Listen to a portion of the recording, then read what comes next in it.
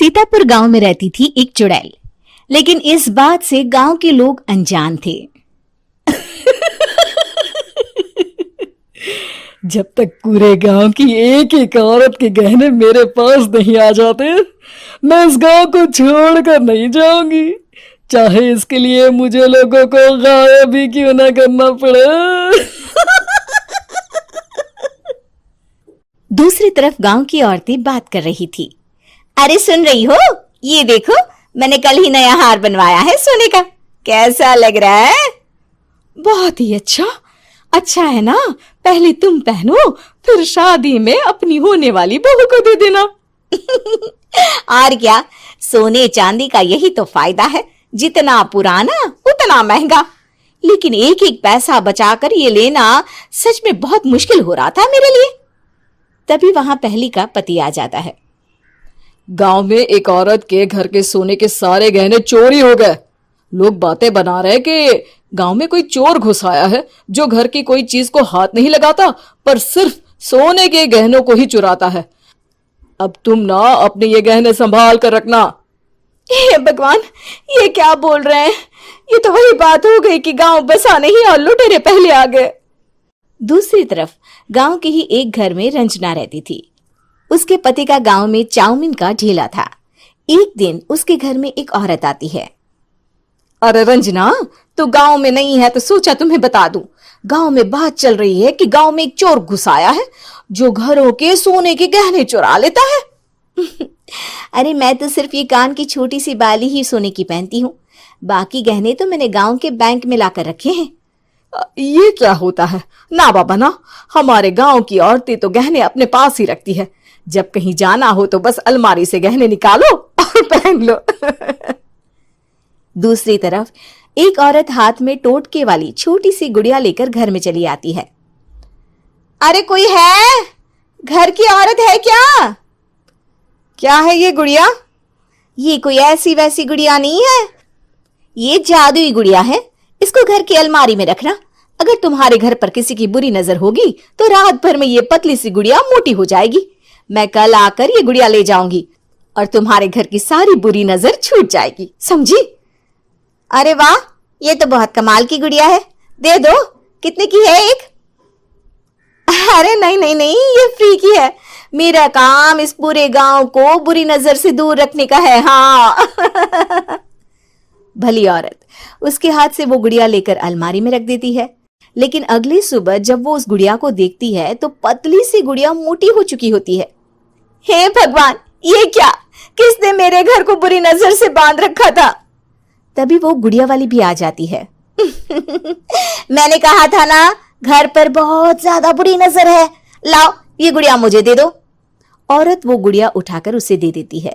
गुड़िया हाथ में आते ही वो औरत उसे लेकर सीधे गांव के बाहर की खाली हवेली में चली जाती है और साधारण औरत से चुड़ैल बन जाती है।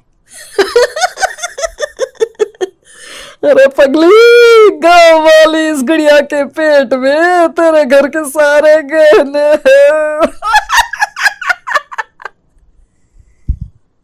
इतना बोलकर वो गुड़िया को फाड़ देती है और सारे गहने निकाल लेती है। वहीं दूसरी तरफ, हे भगवान, मेरे घर के सारे गहने चोरी हो गए। उस औरत के घर के आसपास लोगों का जमावड़ा हो जाता है और लोग बातें करने लगते हैं। लो जी, ये भी घर गया। पता नहीं कौन चोर है जो इतनी होशियारी से गहने चुरा लेता है। कुछ समझ में नहीं आ रहा कि कौन है।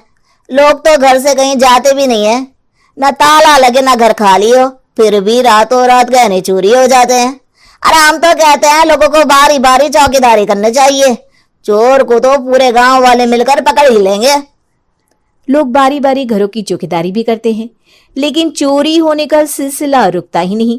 फिर एक दिन रंजना के पड़ोस से भी रोने की आवाज आती है। अरे आज ही घर की बुरी नजर उतरी और आज ही सारे गहने भी चोरी हो गए। कैसी बुरी नजर? क्या हुआ था? तभी वहां उस औरत का पति भी आ जाता है जिसके घर में गहनों की चोरी हुई थी।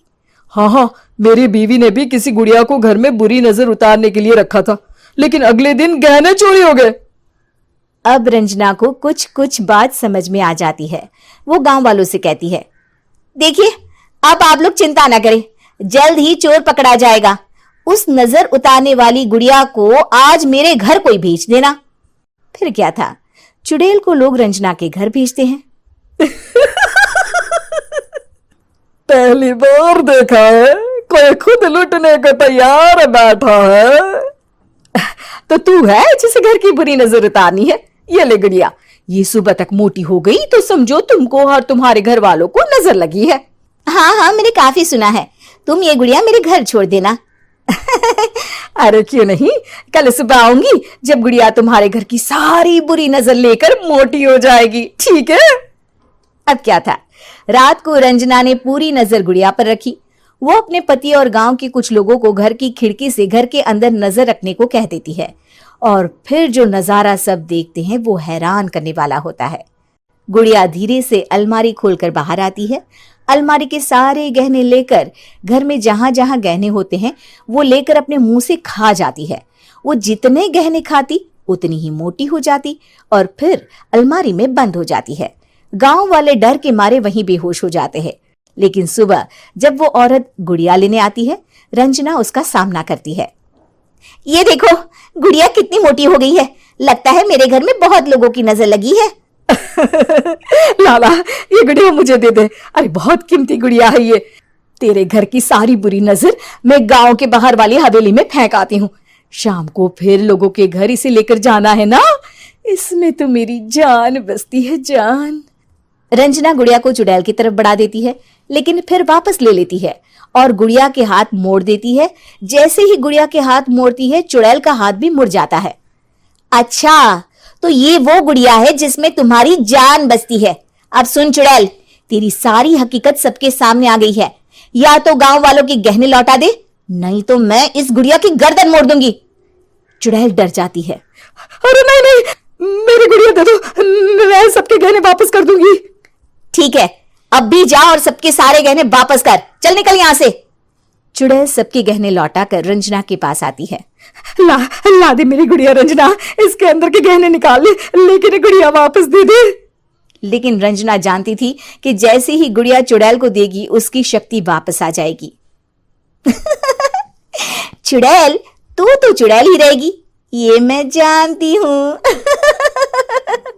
अरे नहीं नहीं नहीं, मैं गांव छोड़कर चली जाऊंगी, किसी को परेशान नहीं करूंगी, वादा करती हूँ मैं। लेकिन रंजना उसकी एक बात नहीं सुनती और गुड़िया का सर उसके शरीर से अलग कर देती है। चुड़ैल सर अलग होती ही गायब हो जाती है। गांव वाले रंजना के साहस और बुद्धि की खूब प्रशंसा करते हैं।